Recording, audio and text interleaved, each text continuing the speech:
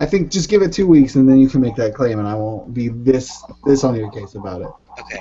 Well, I am the guy who makes ridiculous claims way too early, which I never intended to be that. You're Just that when it guy. happened.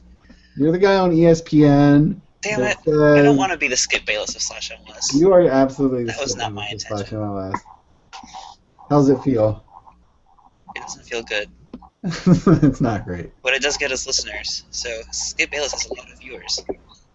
Ian's slowly going to fall more into that. He'll just be like telling us that the Cosmos should be in the MLS and they're the only team that should be in the MLS. No, I'm never gonna He'll be say that whatever guy. he needs to get those ratings.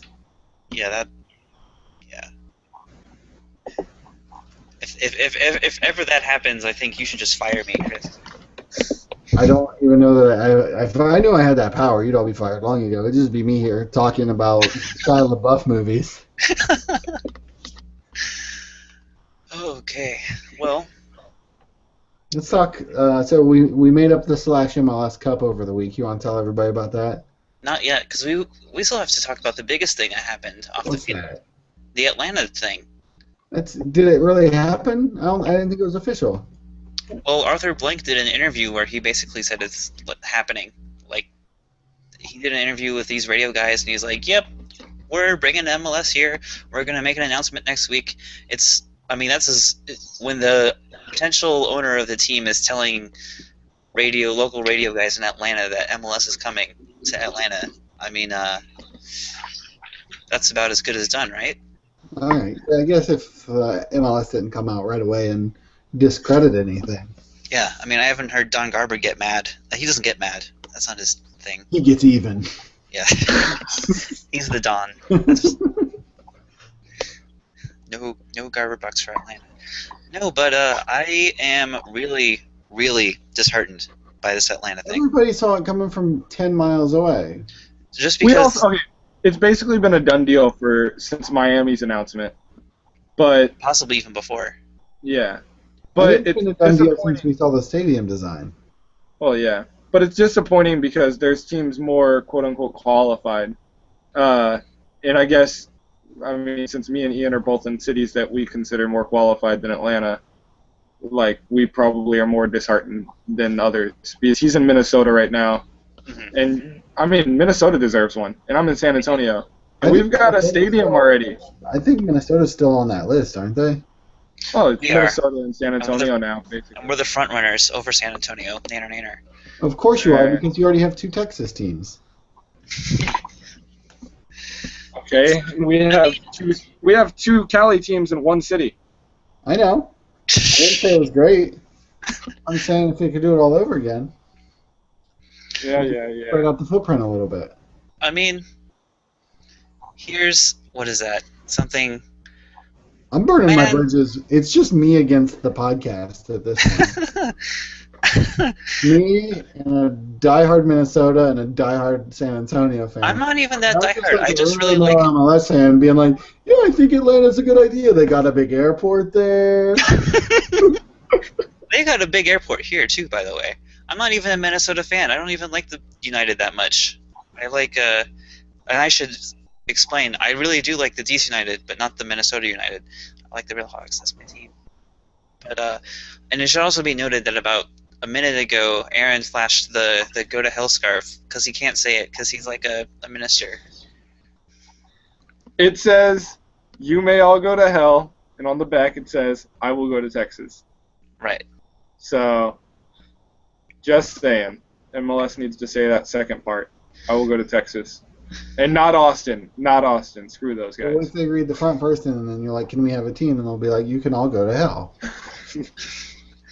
We're working on figuring that out. You guys are going to want to flip that scarf over is all I'm saying. Well, we've had the free beer movement guy on here, not this year, but last year, and he would take issue with your Austin. He's an Austin. He's a good guy.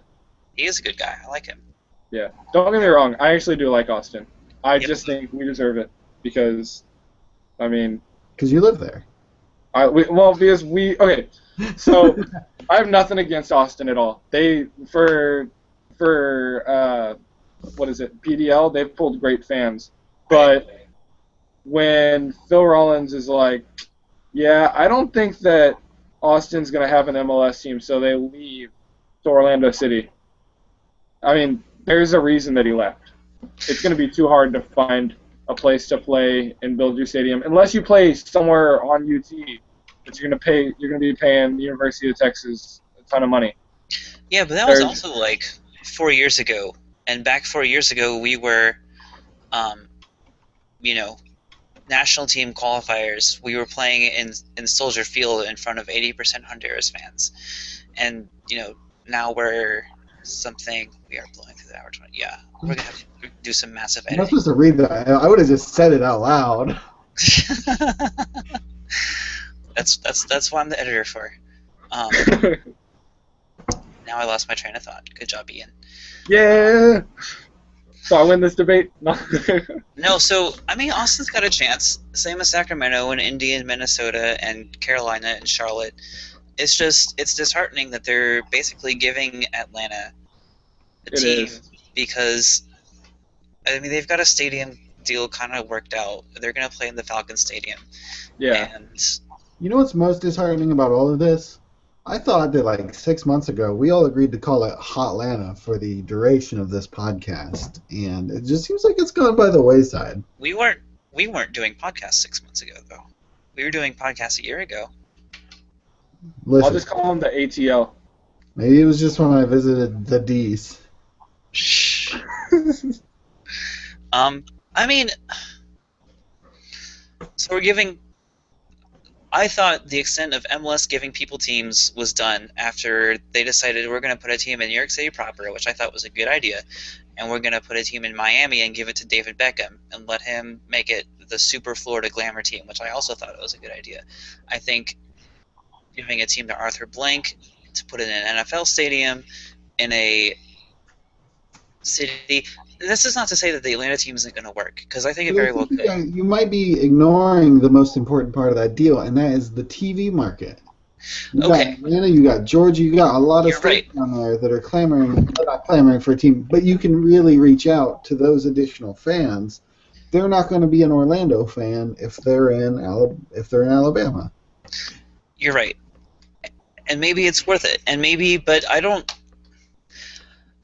And maybe I'm completely wrong about this, but I don't think Atlanta is so much more of a TV pull than, say, Charlotte, which is growing ridiculously. And they're going to bring in their USL team, Queen City SC, next year, and it's going to kick ass. And, you've got the Railhawks in Raleigh. I'm actually not a fan of putting an MLS team in Raleigh anymore. Now I think Charlotte's a better place. But you've got so many better candidates is the thing. That's what upsets me the most. Is that Atlanta probably will work to an extent.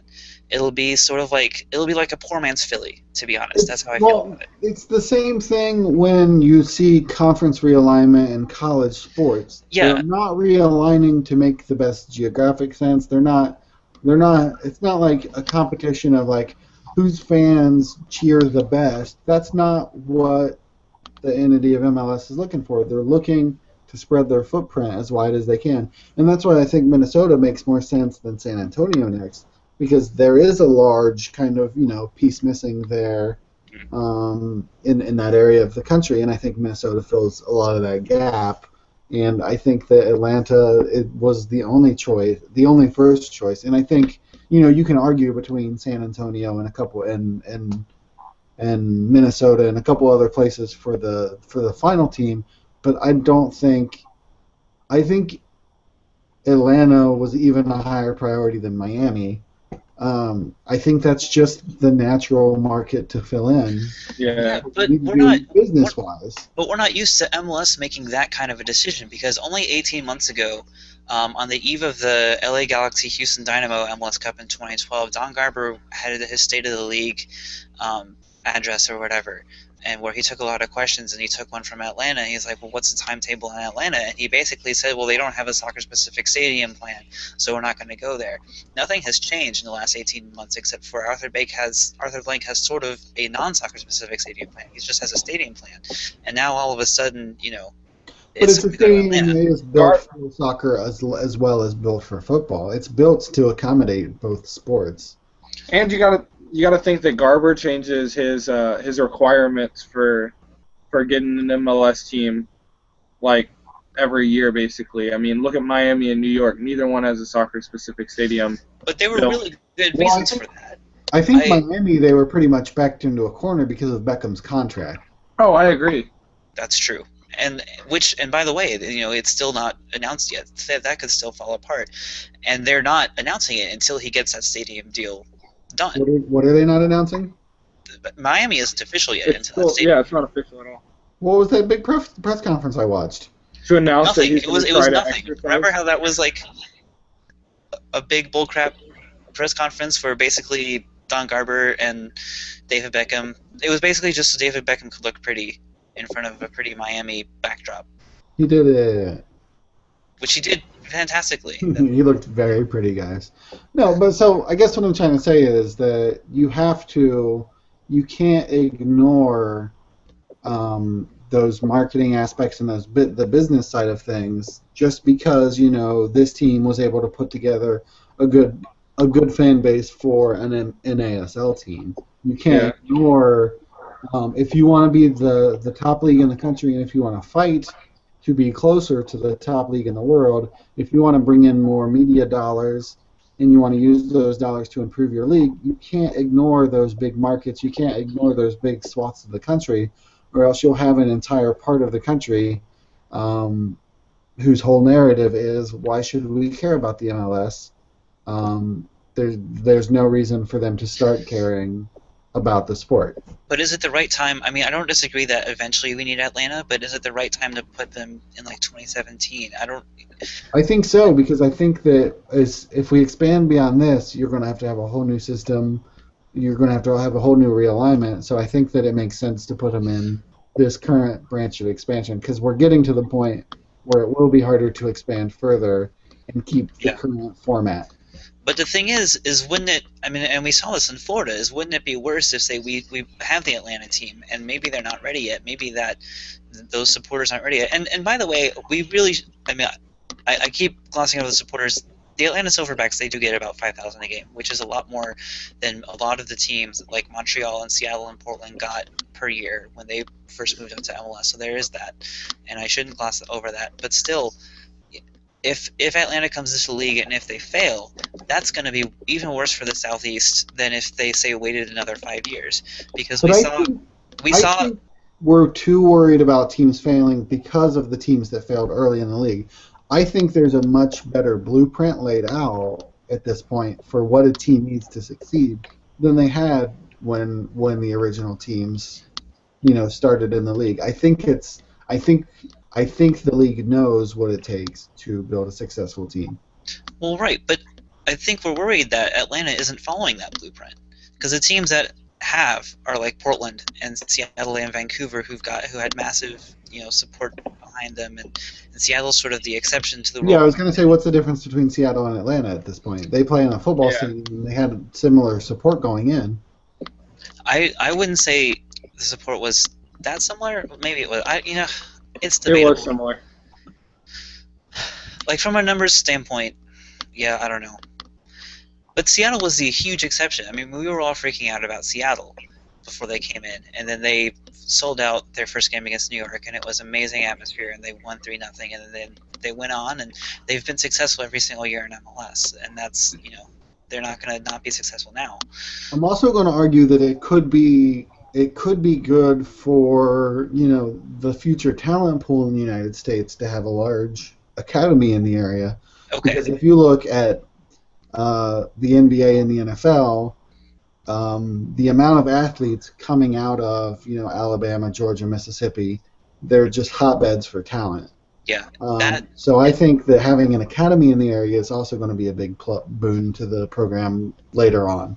That's a great point, because the Silverbacks are owned by Traffic along with the Railhawks, and I know that ownership isn't particularly interested in building academies. The Railhawks have one only because they hooked up with the existing Raleigh-based Castle Academy. That's pretty good. Yeah. So that's a very good point, and there's definitely a dearth of soccer academies happening in the Southeast, which is where those there isn't really an alternative other than basketball for all the Southeastern people who are getting a little bit freaked out about the whole concussion thing in football. And football's big down there, and there's not really an alternative. If that Atlanta Academy happens, and maybe we get Birmingham's USL team and all the Florida academies rolling, then we could see that movement finally over the next 10 to 20 years. I think that's a really good point. See, I think that, and I think MLS has basically made it bad business sense to not run an academy with the homegrown player rules. You would be foolish not to try to, call some talent that you can and it's have on lockdown required, isn't it? on. Every MLS team has to have an academy. Yeah. So, and Atlanta would have to. Orlando has to. Orlando already does. They've got a really good one already. Does Minnesota have one? They do. It's fledgling. It's hooked up to a couple of sort of weird things up here. I've looked into it. They have a U16 team. There used to be this Minneapolis United Academy thing that I was a part of when I lived here. Minnesota's kind of fallen behind. It's hard because you can only play outside for 6 months. You got to build a bunch of domes, and domes are weird to play in because of turfs and stuff. That's way beyond the point. But sorry, I just was curious. No. It's a good question. I mean, but Minnesota's academy is going to bolster significantly if/when they get into MLS. Yeah. And there is talent here. It's not as much as there is in the Southeast though, and there's probably not talent anywhere as much as there is in the Southeast, and I would say probably Texas and California, and Texas and California are pretty well covered.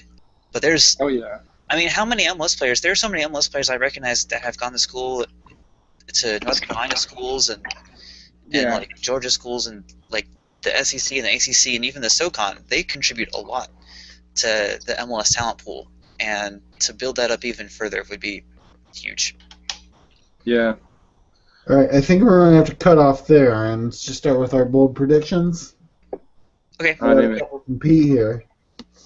Pete says that he thinks that Ka is not going to receive a retro suspension for the second week in a row. That's his bitter, bold prediction. And he also thinks Seattle's going to go into Dallas and get all 3 points. Okay. Those are Pete's bold predictions.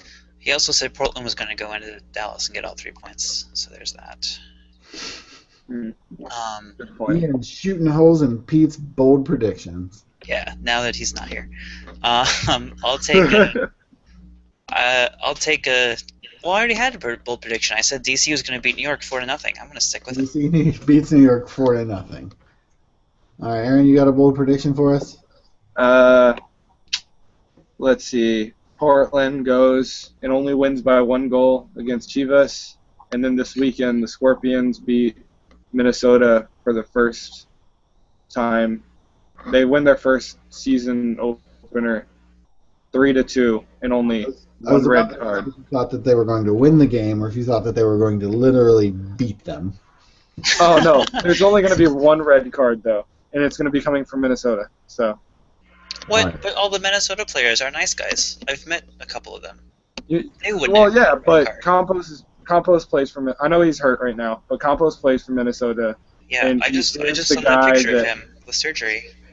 Yeah, I feel bad for him. I like the guy. He's a nice guy, but when he plays against San Antonio, I have to hate him. So. Sorry, all about it. My bold prediction is that MLS goes to Atlanta. And they're wildly successful. That's not very bold. The second part is, yeah. But okay. It's not one that we can yell at Chris for until 7 years from now. And I'll be dead by then. That gypsy told me last week. Oh goodness. I think I cut Aaron. Were you saying something when I cut you off? No. Okay. That's it then, guys. Everybody have a good week. Good luck on your matches. And hopefully we will have Alex Morgan next week. See you guys later. All right, bye. Right. Stop.